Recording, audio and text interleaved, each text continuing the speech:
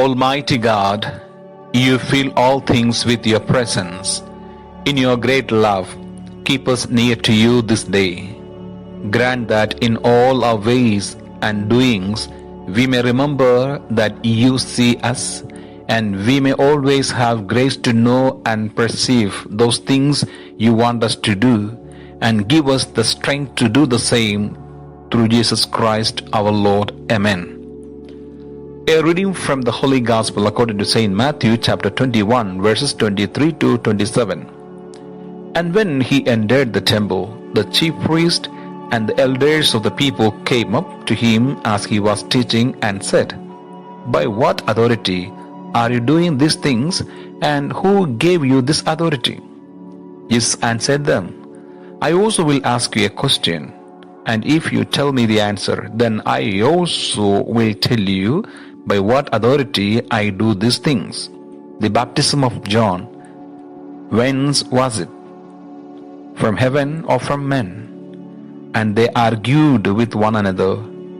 "If we say from heaven," he will say to us, "Why then did you not believe him? But if we say from men, we are afraid of the multitude, for all hold that John was a prophet."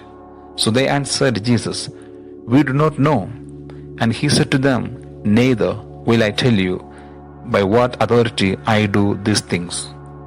The Gospel of the Lord. Good morning, dear brothers and sisters. Today is the 16th day of Advent. The special grace we ask to Jesus is submissiveness to the authority of God.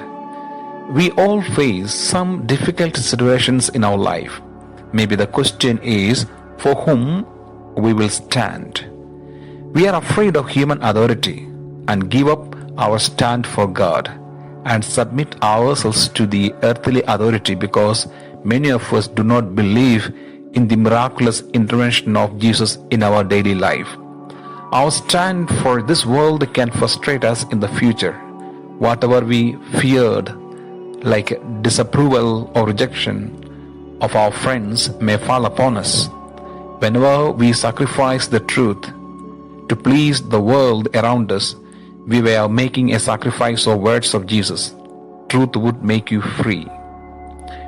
Free to think and act according to what you know as right, honest, and good, rather than yielding to deception, lies, and evil.